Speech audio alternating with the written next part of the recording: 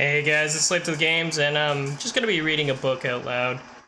So feel free to just chill and relax, think about the story, judge the choices. Put on some music. I'm going to find some let's see, copyright music. Copyright music.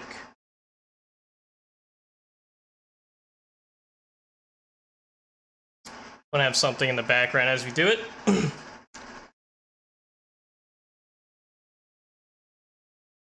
Chill and hip-hop. Sounds good. And we want to choose the one that has the playlist so we can just go through it and we don't have to keep changing it.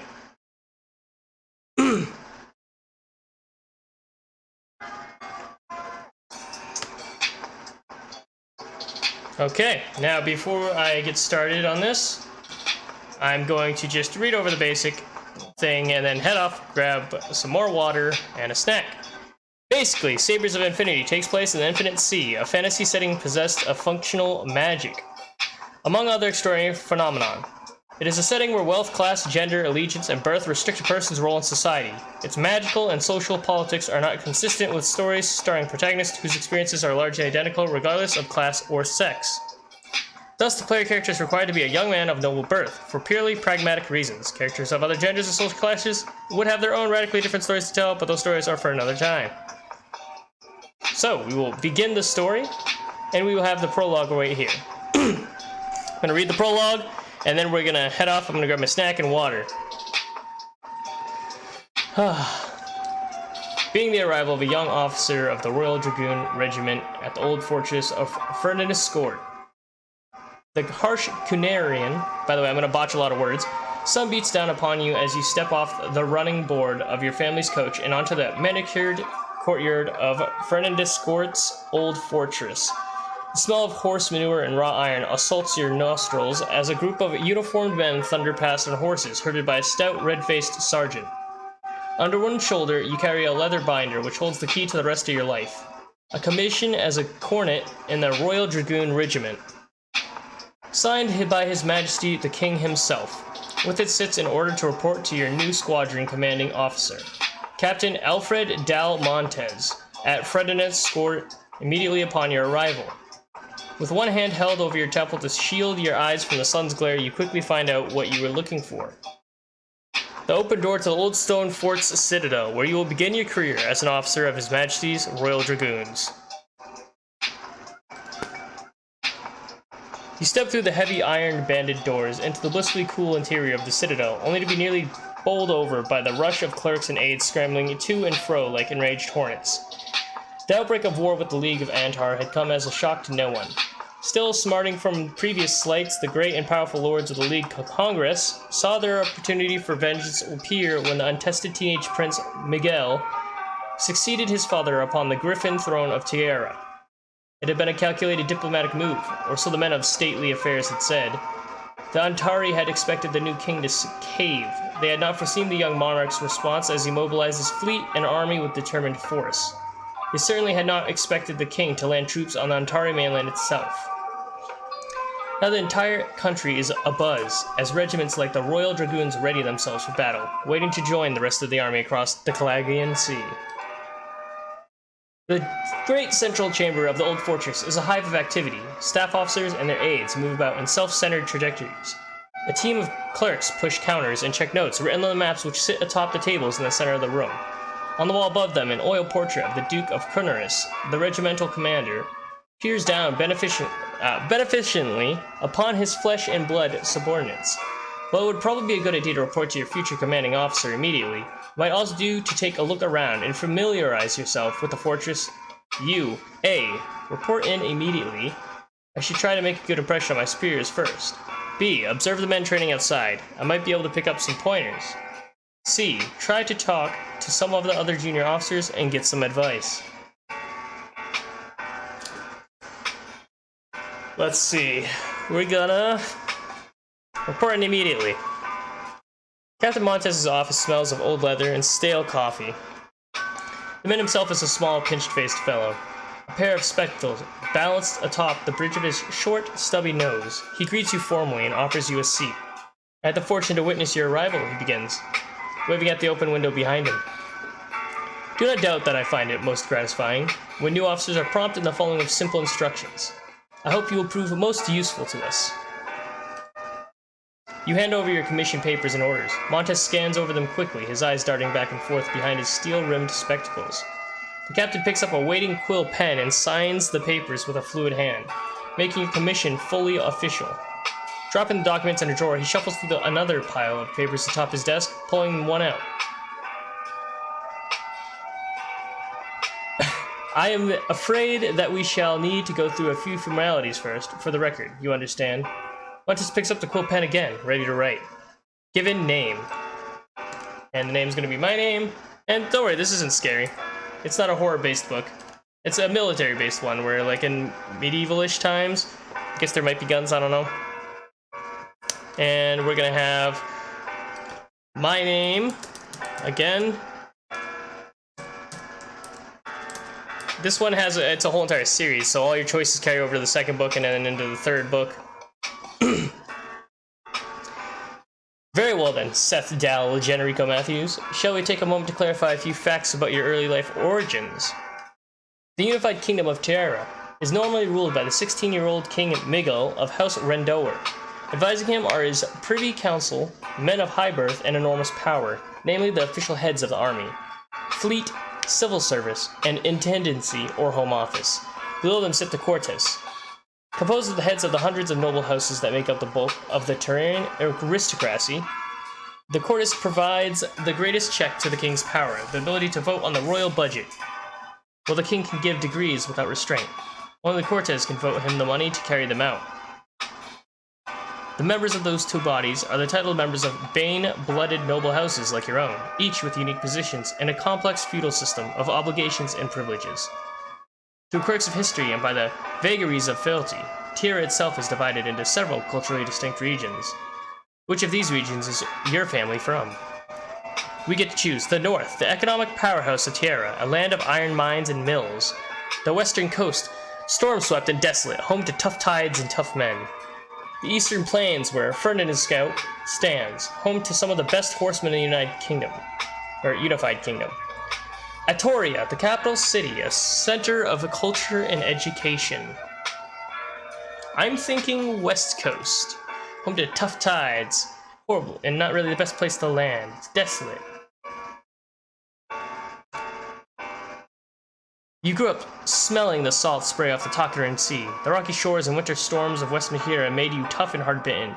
Where hard life leads to a commodity with your fellow Westerners. From Havenport in the south to the northwestern island of Leonskort, the locals are happy enough to welcome you as a brother of the Salt Coast. Wow, I think you chose the same one I did, didn't you? You did. Your family is nobility of an old but relatively impoverished line, dating from before the days of Edwin the Strong. Although your house's materials fortunes have waned over the past few decades, your family still bears a proud name and represents a fair amount of influence in capital. Like the descendant of any noble family, you were born a Baneblood. That is to say, you have the ability to sense the Bane, or life poison, what commoners might call the force of magic. The Bane exists in all living creatures. Those with exceptionally strong Baneblood are capable of manipulating the Bane in living things. These people are called Banecasters. Although your bloodline is not strong enough to actively manipulate the Bane, you are perfectly capable of sensing it when it is being used by others or when living things, like human beings, gather in sufficient concentration. Of course, there are other signs of Bane casting in progress. Even the most powerful human casters require a series of enruined seals to work their art. This makes Bane casting time-consuming and tedious, fit only for the most extraordinary necessities. It is said that the elves of Takara can manipulate the Bane without such seals, but Takara is far away, and for the moment, none of your concern. Let's move on, shall we? Your house still owns a substantial estate. Were you born, educated, and raised in a state of some privilege? Perhaps you had always wanted to be a soldier. Perhaps the notion had not occurred to you until recently. Nonetheless, it was the recent news of the war with Antar that spurred you to action. At what age did you make your fateful decision to join the Dragoons? We're gonna say 14 because this is a series, so we want to be the youngest possible when we start. You're exceedingly young, that's for sure. The clerk at Grenadier Squad Nearly laughed in your face when you stepped up to buy your commission. Let's hope your youthful inexperience doesn't cripple your career overly. While your family may not have enthusiastically supported your decision to go to war, they understood the necessity of sending a son to fight for king and country. As a result, you left home with your family's grudging pride.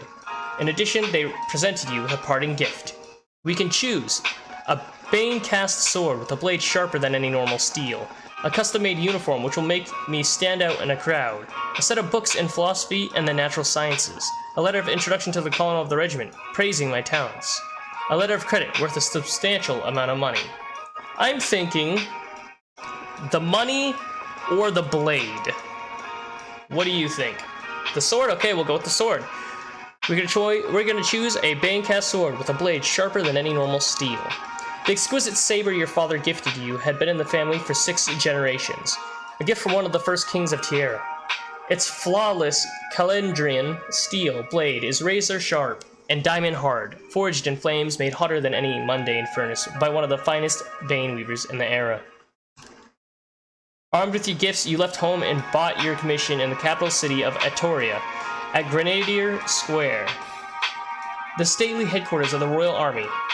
There, you learned that the commissions for more prestigious regiments like the Grenadier Guards and the Wolf's Head Cuirassiers had been in such high demand that their prices had been inflated far beyond your meager monetary means.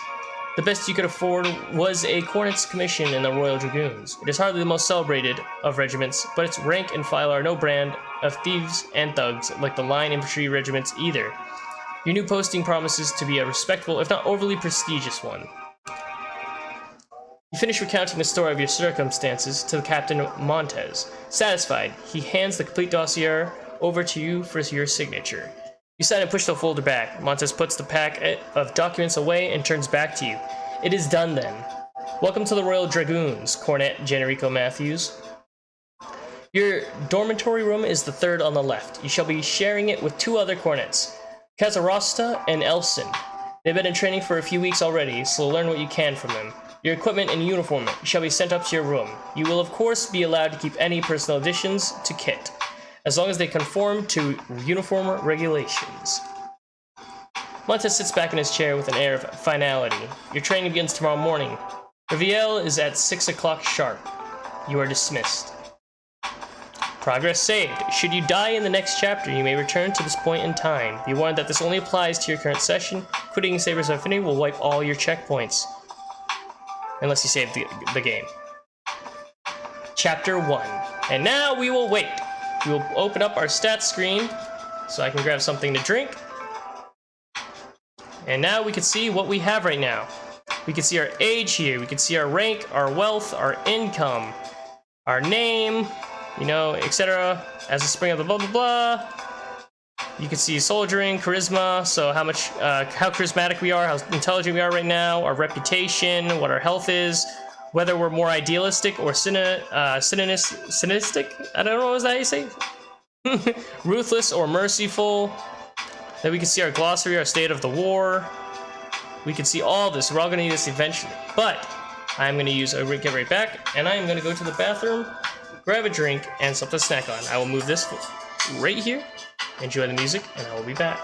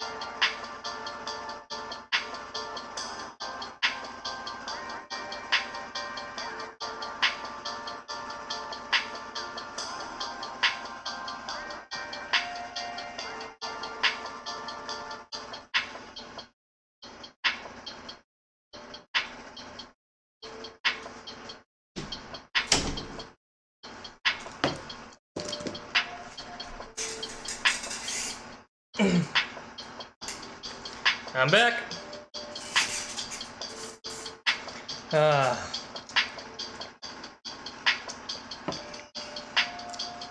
Here, Luke.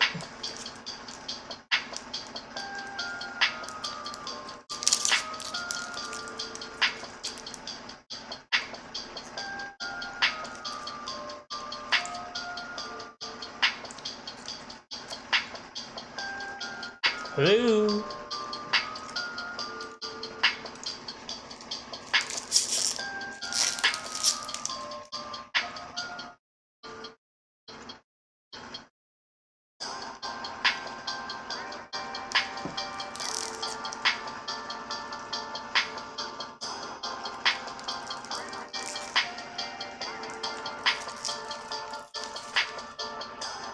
I get to eat a cheese stick while I wait.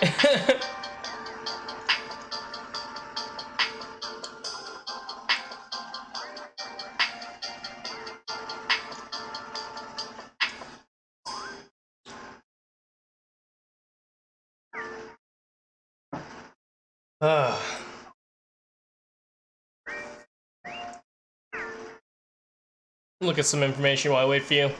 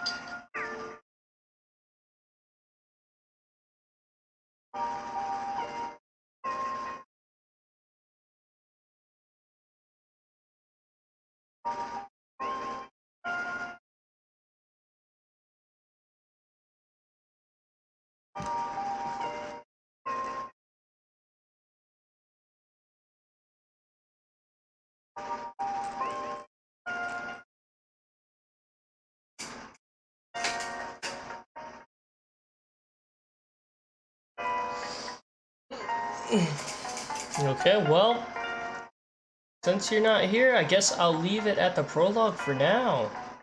So, for everybody who's listening here and sticking by, don't forget to leave a like and subscribe if you are watching this. Tell me if you're interested in this type of thing. I don't know if I'm gonna do it a lot. I probably won't, most likely. Most definitely not, but I mean, who knows? Maybe if you guys all like it, I'll get other books and keep doing another series. Continue this one. I got plenty of them. So, thank you guys for stopping by. Don't forget to leave a like and subscribe.